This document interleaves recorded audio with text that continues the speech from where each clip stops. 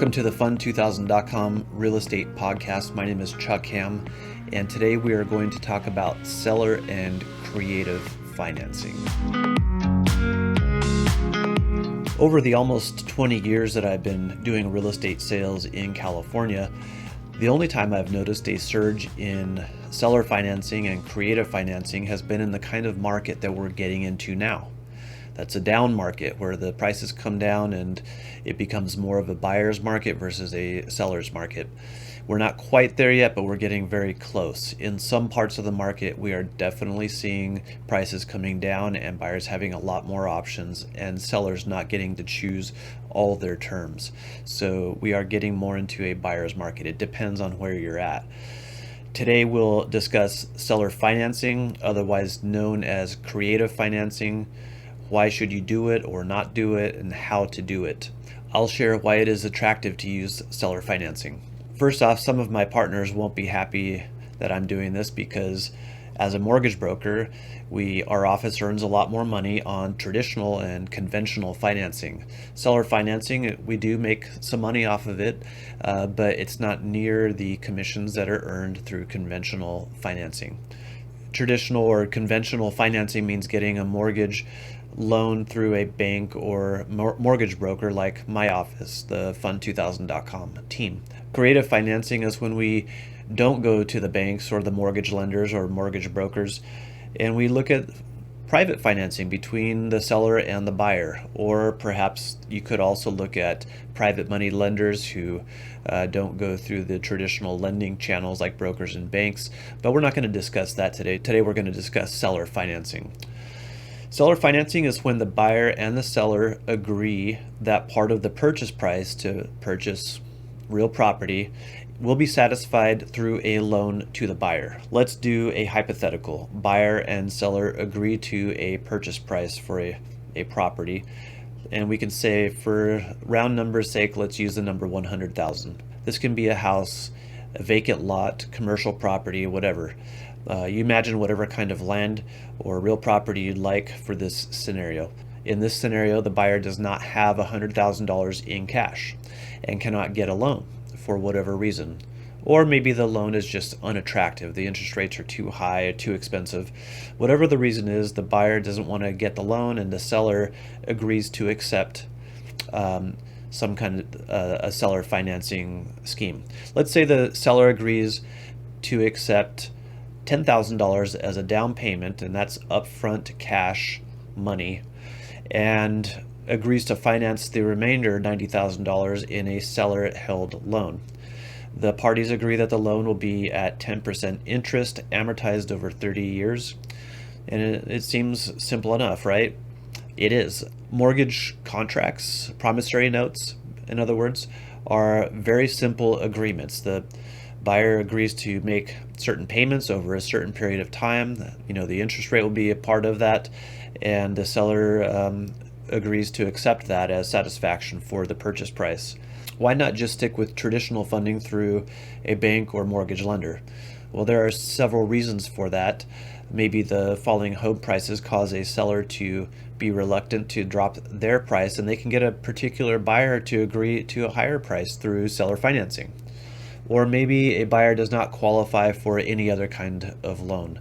Maybe this buyer has bad credit, or maybe they've had a bankruptcy. Maybe they've had they don't really document their income. Maybe they don't file tax returns, whatever.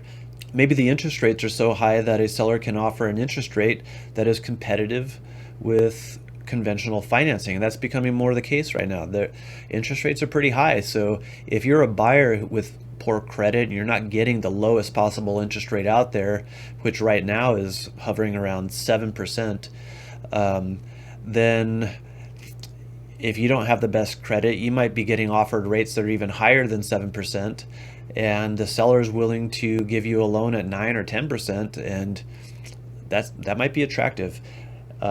Seller financing is sometimes less of a hassle. You don't have a whole stack of documents to sign with a seller finance deal like you do with conventional financing. All of these reasons are getting closer to becoming a reality right now. parts of our real estate market have declined substantially and interest rates are high. These circumstances make seller financing a lot more viable than it was earlier this year. And in a declining market, sellers want to preserve value in their home and get passive income. And let me just throw in this note. This is why you use a firm like ours, because we are a full service real estate shop, very different than others who claim to be full service. In today's real estate industry, if you say the word full service, the only thing that means is that you collect a full commission.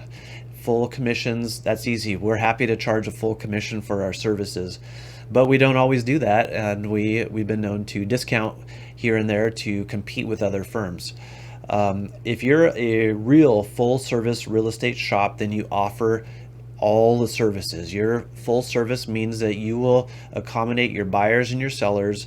You will accommodate their needs. You'll get the job done. You'll find solutions for whatever the problems that are presented in the transaction. If you go to one of these so-called full-service real estate shops and you ask them about seller financing, forget it. They don't recommend it because it's risky or whatever reasons they want to come up with. The real reason that they don't recommend seller financing is because they don't know what they're talking about. I'm not saying that I always recommend seller financing, but I am saying that we're willing to consider it, advise our clients on it, and help you through it. We'll get the job done. We'll find these solutions for you. It is tempting for mortgage lenders and real estate agents to steer their clients towards those products, but those aren't always the best. It's our fiduciary duty to take this question seriously. That means if it will save our clients money or if it is otherwise the best for our clients, we'll get it done. I also like seller financing because it makes business interesting. We figure out solutions to real estate problems, and these are real problems. Financing is one of those common problems that keeps people from buying and selling real estate all the time. Let's look at another benefit to seller financing from the perspective of a seller, not so much the buyer.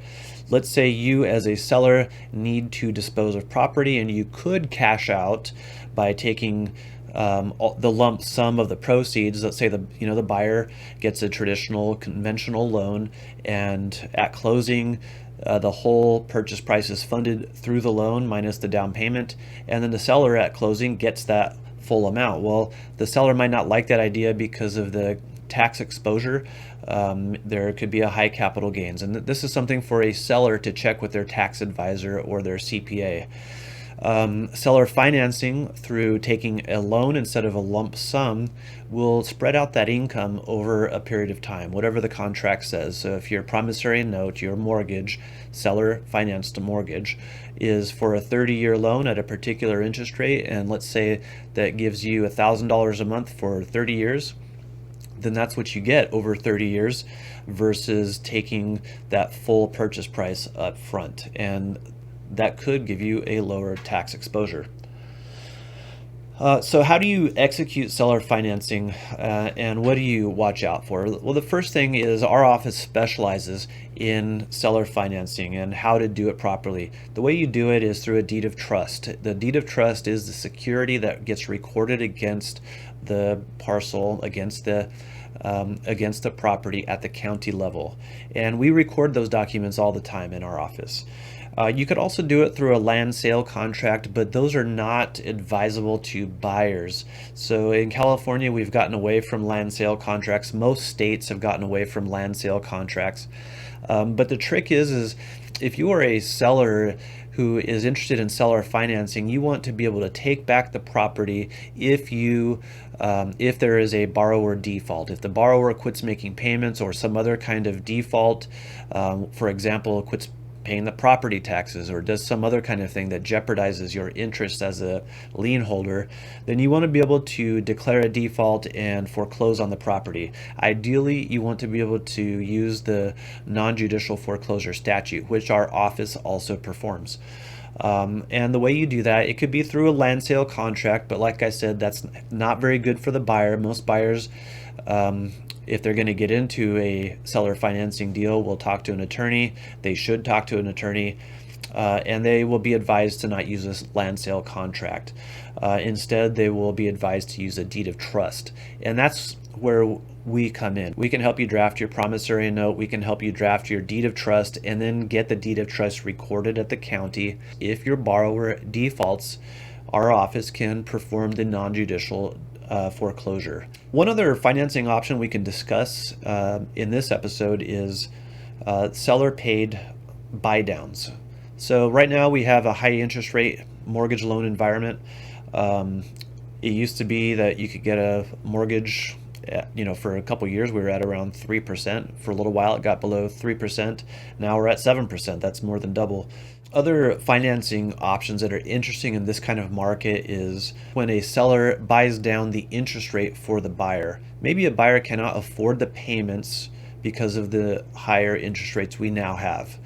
Maybe they do qualify for a certain payment, and they can get the payment low enough if they pay enough points or fees to the mortgage lender to buy down the interest rate. So that's what a seller paid buy down is. It can be paid by anybody, actually. It doesn't have to be the seller paid buy down. It could be the buyer paid buy down. The buyer just comes up with more cash up front, maybe a loan from mom or dad or something, and they end up buying a lower interest rate.